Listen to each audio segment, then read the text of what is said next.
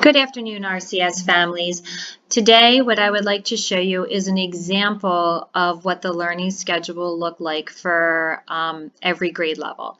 In this case, I am just showing you a made-up example of grade 2.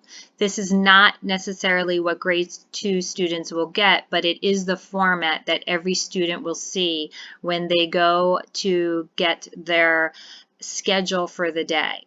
So first what you'll see is that the day is marked Tuesday, March 17th, 2020. You'll also notice at the top that the grade is there, grade 2. To the right of the schedule are all the subjects that the student will be covering that day. At the very top, we just have the homework. What will they be expected to do once the school day is done? Morning prayer, which will be done by me on the WRCS News Team segment. And then you'll go down and you'll see there's reading, spelling, grammar, writing, their special, which happens to be Spanish, religion, math, and in this case, it's going to be a science lesson. So you'll see, scrolling back up, that under reading, we have the teaching tool. What is the remote teaching tool the teacher is going to employ for their reading lesson? They're going to employ Google Hangout. They're saying the time that the student should log in. They're also saying how that's going to happen. You are going to be invited via email, and a link will be in that email, and you're going to click on that link in order to get onto the Google Hangout / Google Meet. So what will the student be learning that day? In this mini lesson, the teacher is going to do a read aloud on the Alexander and the Terrible, Horrible, No Good, Very Bad Day. But what will the read aloud focus on? It's going to focus on story elements. What are the characters? What's the problem? What's the solution? What is the setting? Where is the story taking place? At the very end of the lesson, this will be the independent work that your child will do. They'll complete Alexander and the Terrible, Horrible, No Good, Very Bad Day graphic organizer and reading comprehension worksheet. You go down and it's the same thing for spelling and grammar. The teacher's going to employ Google Hangout again, and it says the time, and again that they're going to be invited and a link will be given to them via the class email.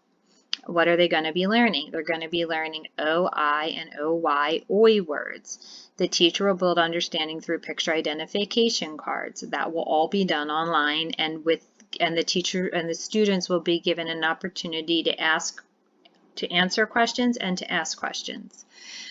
Once they are done, the independent work will be to highlight all the OI, OY words in this week's story and complete worksheet page 87. You go down and you'll see that writing is different. They're not using Google Hangout. They're using a pre-recorded YouTube video.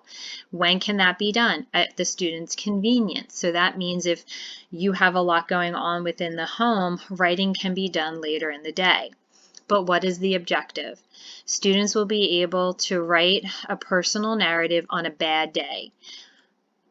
In the YouTube video, the teacher will model generating ideas for a no good, very bad day.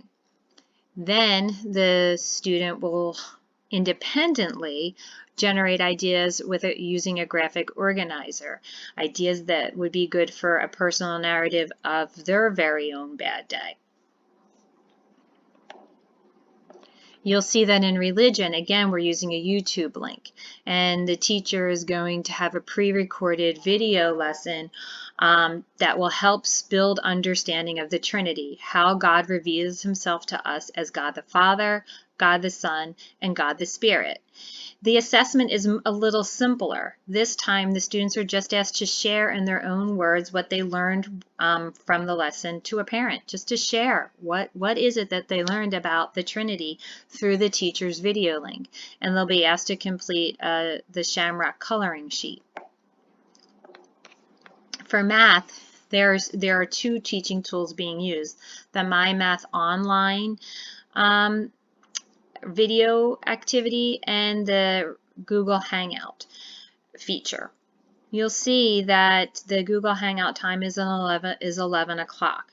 The Google login link is again to invite and and the students will be invited to the class via a class email. What's important to note here is that students will be asked to add double-digit numbers with regrouping. However, students will review the My Math lesson intro through the video component of the My Math series. They always have an intro video that helps to build knowledge of the concept that's going to be taught by the teacher.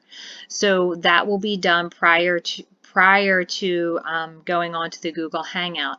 Then the teacher will do a think aloud in Google Hangout with practice problems with regrouping. In this way, the teacher can model how to do a problem correctly, and then also show examples of common mistakes that students make when they are regrouping. And in this way, they help to build understanding of the concept by showing what is correct in regrouping and what is incorrect when regrouping. You'll see then that there's a My Math practice page that the students will be expected to do independently. Going down to the very bottom, we're employing a different online media tool. We're using PBS Learning Media. Again, the student will be able to do this at their own leisure, meaning they can do this at a time that is most convenient for your family. Students will be able to compare and contrast the states of matter, solid, liquid, and gas. Students will complete you'll go to the link on PBS Learning and they'll complete the lesson. It is an interactive lesson that is done online. And so the teacher will have the link there and the student will be able to go on.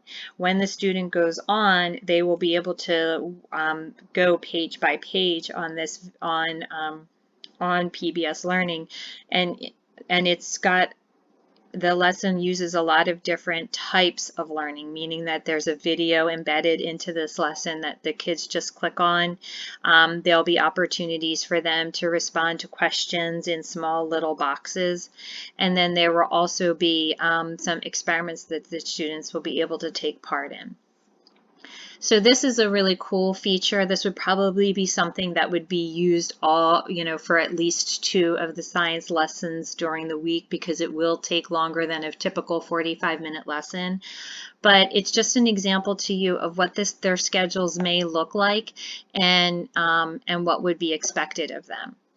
Obviously, each teacher will have more specific examples for what they want done and how they want it done for each day, but I just wanted you to get started understanding what to look for, and this is what everyone's schedule will look like. There's probably more on this schedule than they would actually get each day, because I wanted to give you an example of what every subject area may look like.